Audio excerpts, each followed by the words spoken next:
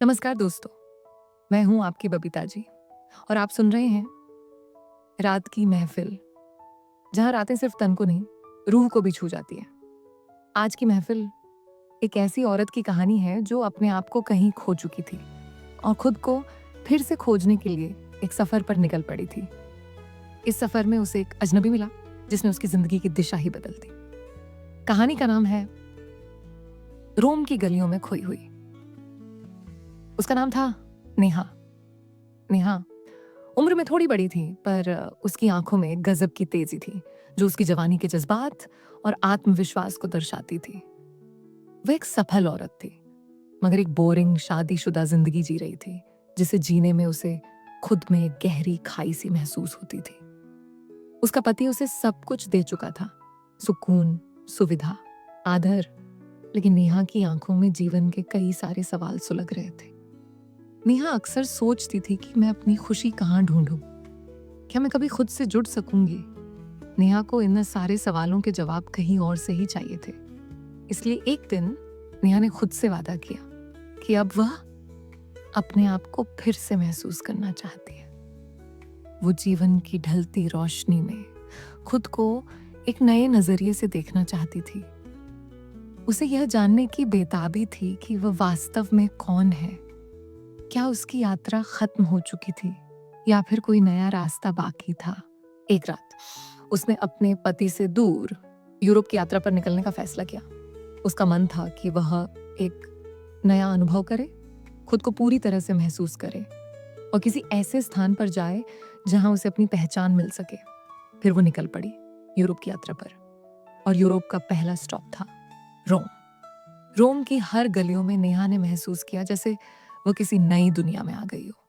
उसकी आत्मा इस शहर के रोमांस और रहस्य में खो चुकी थी। रोम की पुरानी गलियां, शाम की मध्यम रोशनी और शहर की हवा ने नेहा को एक अलग तरह का सुकून दिया। लेकिन एक दिन जब नेहा एक छोटी सी आर्ट गैलरी में बैठी थी, तब अचानक एक नई नजर ने उसकी धड़कनें तेज कर दी। वह था माको। माको उम्र में नेहा से कुछ कम था, लेकिन उसकी आंखों में गहरी जिज्ञासा और आकर्षण था। माको ने नेहा से मुस्कुराते हुए पूछा, क्या आप अकेली हैं?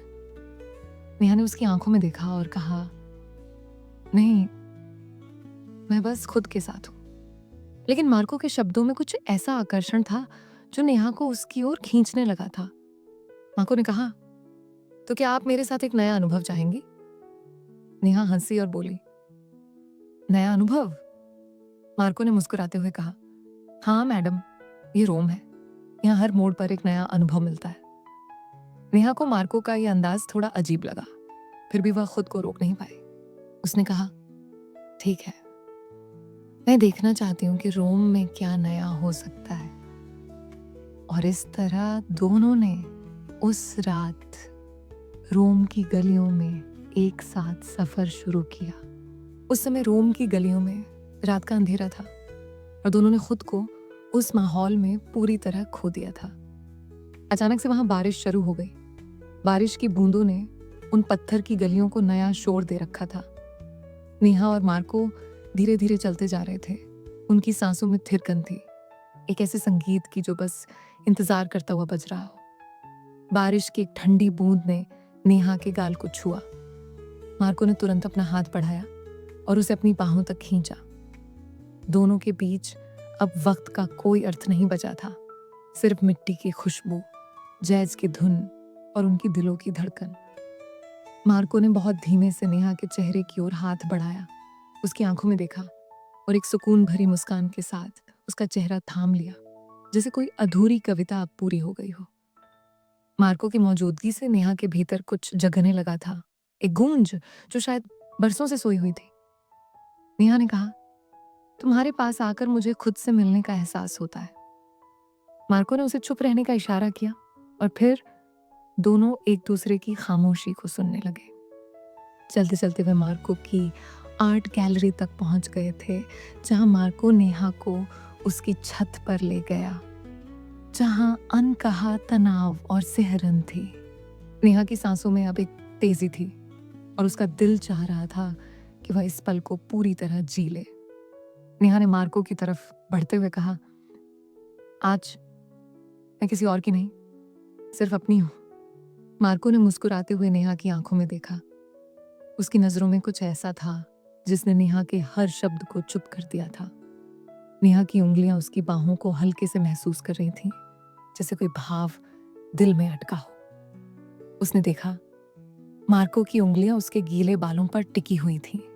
उसके स्पर्श से नेहा के हृदय की कोई रेखा सहमी नहीं, बल्कि और गूंजने लगी थी, जैसे कोई खामोश रूह अचानक जागकर बोल उठी हो।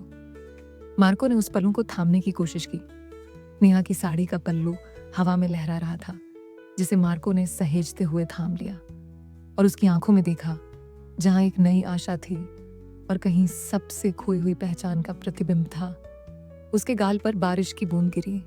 उस निर्मल बूंद को मार्को ने अपनी उंगलियों से चूमा। उसका स्पर्श नेहा के दिल के करीब ठहर गया, जैसे किसी भूली हुई धड़कन को फिर से जगा रहा हो, और एक नई ऊर्जा नेहा के दिल में भर गई। उस रात नेहा ने खुद को एक नए अनुभव में खुलते हुए पाया, जैसे उसकी आत्मा ने पहली बार खुद को पूरी तरह स्वीकारा हो। उनके बीच की नजदीकियां अब एक ऐसी लहर बन चुकी थी जिसमें दोनों बस बहते चले गए, बिना किनारा तलाशे। उनके बीच की खामोशी में एक कहानी आकार ले रही थी, एक ऐसी कहानी जो शब्दों की मोहताज नहीं थी। क्या तुम मुझे कभी भूल पाओगे? मार्को ने पूछा। नेहा ने हल्की सी मुस्कान के साथ कहा, जो सच होता है वह कभी भुलाया नहीं जाता। सुबह की पहली किरण कमरे में दाखिल हुई, लेकिन दोनों एक दूसरे में खोए हुए थे। मार्को ने धीरे से नेहा से पूछा, क्या अब भी तुम्हारे अंदर वो खालीपन है? नेहा ने अपनी आंखें बंद की और कहा, अब मुझे किसी भी चीज की कमी नहीं है, क्योंकि तुम मेरे साथ हो। वह जान चुकी थी कि उसे अपनी जिंदगी की जो तलाश थी वह अब पूरी हो चुकी थी। वह एक नई नेहा बन चुकी थी, जो अब अपने डर और चाहतों से बहुत दूर निकल चुकी थी। ये यात्रा सिर्फ एक नया अनुभव नहीं था, बल्कि अपनी आत्मा को मुक्त करने की एक कोशिश थी, जिसे उसने मार्को के साथ पूरा किया। नेहा और मार्को ने अपने रास्ते अलग किए, लेकिन उन दोनों ने जो पल एक साथ बिताए थे, उस पल ने हमेशा के लिए उनके बीच एक अनकहा रिश्ता बना दिया था। दोस्तों, अगर इस कहानी ने आपकी रूह तक दस्तक दी हो तो वीडियो को लाइक कीजिए, शेयर कीजिए और अगली रात की महफिल के लिए सब्सक्राइब जरूर कीजिए, क्योंकि अगली बार कोई और रात होगी, कोई और राज होगा और आपकी ये बबीता जी फिर लौटेंगे। शुभ रात्रि दोस्तों, और अगली कहानी तक आपके ख्वाबों में मिलते हैं।